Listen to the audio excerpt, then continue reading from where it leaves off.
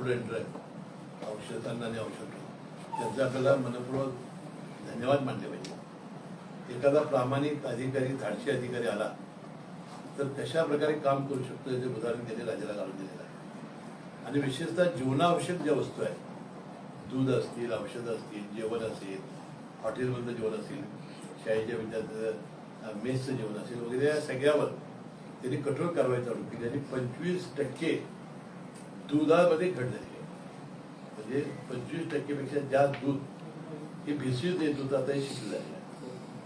आता या दूध खात्याचा मी मंत्री असताना अशा तामिळनाडूतील फार मोठ्या टोळ्या हे दूध भेसळीचं काम मुंबईत करत आहेत.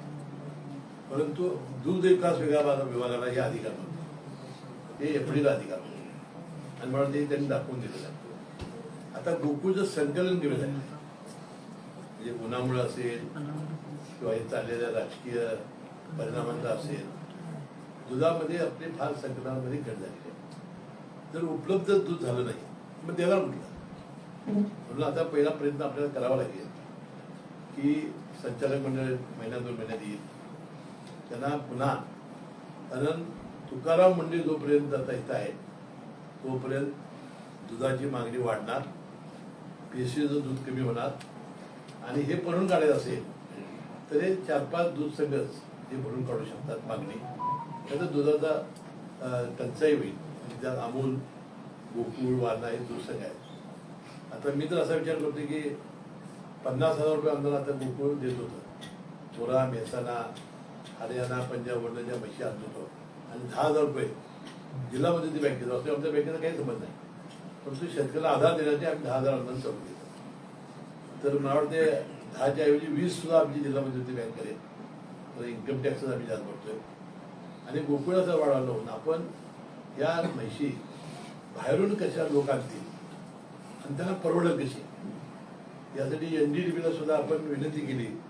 त्यांनी 2 म्हैस विक्री केंद्र एक करवीर तालुक्यामध्ये आणि गडहिंग्लजमध्ये सुरू केलं.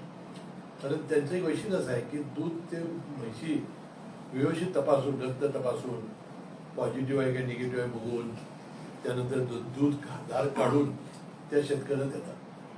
त्यामुळे NDDBने सुद्धा केंद्र वाढवावीत. आमच्याही शेतकऱ्यांना आता फार मोठी मागणी आपल्या राज्यभरात गोकुळच्या दुधाला येईल, कारण भेसळीचं दूध आता बंद झालेलं आहे, पनीर बंद झालेलं आहे. प्रत्येक पनीर सारखं नसतं. शुद्धतेची खात्री करूनच योग्य पनीर निवडा. म्हणून ग्राहक म्हणून जागरूक व्हा आणि पनीर घेताना गोकुळच मागा. शुद्धतेचा विश्वास, चवीचा आनंद. आजच घरी आणा गोकुळ मलई पनीर.